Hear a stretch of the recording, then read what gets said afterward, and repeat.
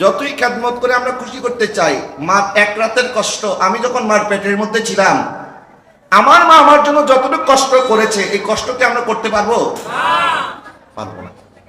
বাবা, আপনি জানেন না, আপনার মাকে এসে বায়না ধরে বলেছেন, মা আমাকে বাইক কিনে দিতে হবে, নাহলে আমি ঘর ছেড়ে দেবো।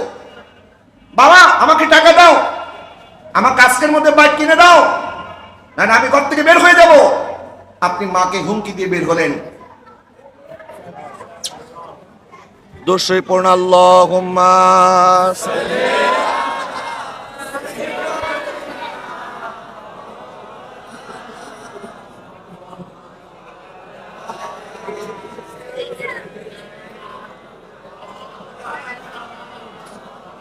اللهم صل على